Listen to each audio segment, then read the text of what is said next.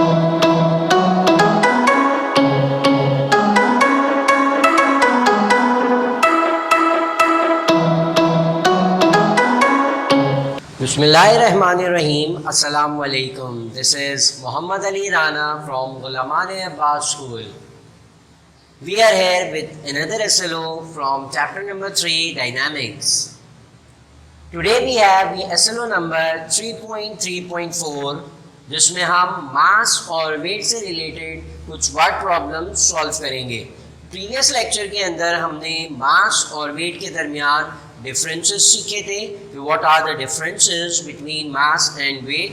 उसी एसएलओ के अंदर हमने सीखा था कि वेट का जो फॉर्मूला है वो इक्वल होता है मास इनटू ग्रेविटी और मास इनटू ग्रेविटेशनल एक्सेलरेशन. तो सेम फॉर्मूला यूज करके हम मास और सेम फॉर्मूला यूज करके हम वेट दोनों चीज़ें कैलकुलेट कर सकते हैं. सो फॉर एग्जाम्पल हमारे पास एक क्वेश्चन है, A person's mass is 100 kilogram. एक पर्सन का जो मास है वो कितना है 100 किलोग्राम. और अर्थ पर ग्रेविटेशनल एक्सेलरेशन की वैल्यू होती है 10 मीटर्स पर सेकेंड स्क्वायर. इसी तरह से मून पर ग्रेविटेशनल एक्सेलरेशन की वैल्यू होती है 1.6 मीटर्स पर सेकेंड स्क्वायर. अगर हमें कहा जाए कि find the weight of that object whose mass is 100 kilogram. हमें पता है कि मास जो है वो हमेशा कांस्टेंट रहता है पूरे यूनिवर्स में. इट्स मीन इस पर्सन या इस ऑब्जेक्ट का जो मास है 100 किलोग्राम, मून के सरफेस पर भी 100 किलोग्राम रहेगा और अर्थ के सरफेस पर भी जो ऑब्जेक्ट का वेट है वो मास जो है वो 100 किलोग्राम ही रहेगा, because mass is a universal constant. Mass जो है वो चेंज नहीं होता. तो हम फॉर्मूला यूज करके जो है वो सेम ऑब्जेक्ट का वेट कैलकुलेट करेंगे on the surface of earth and on the surface of moon. So for example W is equals to mg. ये हमारे पास फॉर्मूला है वेट कैलकुलेट करने के लिए. मास हमें गिवन है 100 किलोग्राम और ग्रेविटेशनल एक्सेलरेशन हमें गिवन है 10 metres per second square.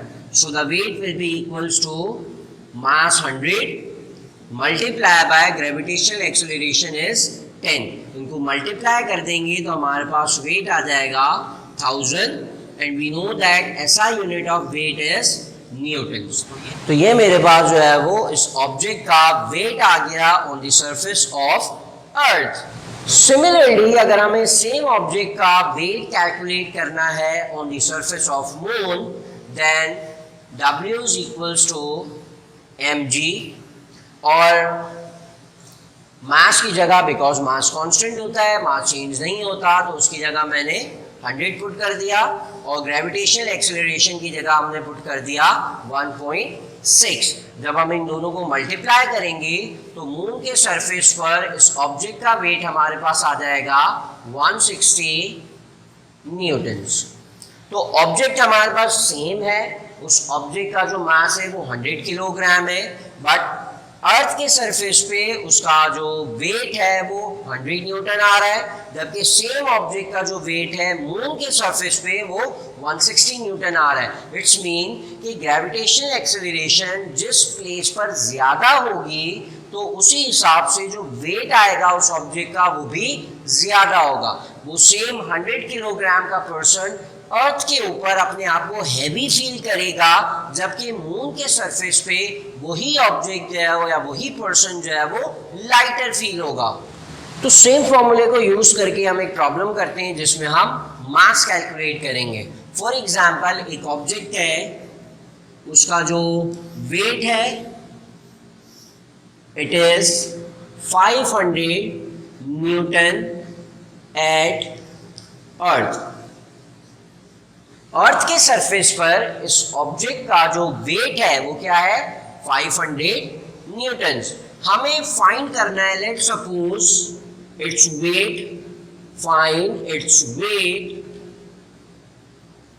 On moon.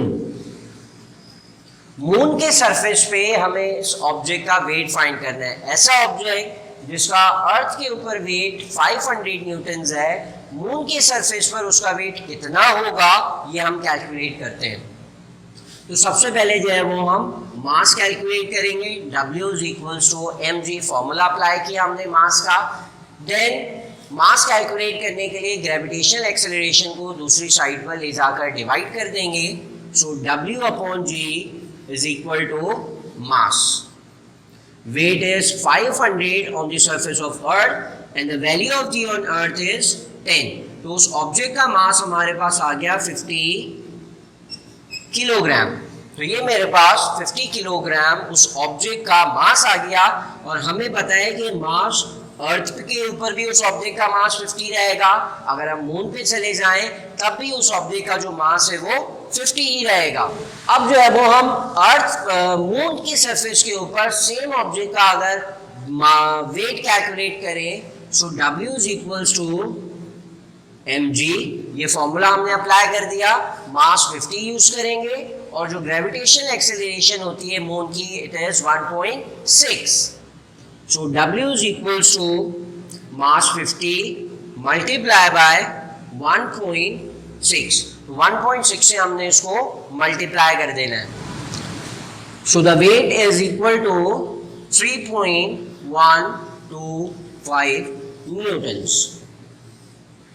तो ये सेम ऑब्जेक्ट जो कि 500 न्यूटन का अर्थ के सरफेस पर था, हमने जो है वो उसका मास कैलकुलेट किया और मास कैलकुलेट करने के बाद हमने मून के सरफेस के ऊपर उस सेम ऑब्जेक्ट का वेट कैलकुलेट किया, दैट इज इक्वल्स टू 3.125। तो ये था हमारा आज का एसएलओ जिसमें हमने मास और वेट से रिलेटेड जो है कुछ वर्ड प्रॉब्लम सॉल्व की। इन प्रॉब्लम्स के अलावा भी किसी भी तरह से अगर हमें मास और वेट को कैलकुलेट करने को कहा जाए तो हम सेम फॉर्मूला यूज करके मास, वेट और दिस ग्रेविटेशनल एक्सेलरेशन को कैलकुलेट कर सकते हैं if the other two variables are known. So this was the lecture for the today's class. इंशाल्लाह नेक्स्ट क्लास में एक और एसएलओ के साथ दोबारा हाजिर होंगे। Until we meet again, this is Muhammad Ali Rana signing out. Allah Hafiz.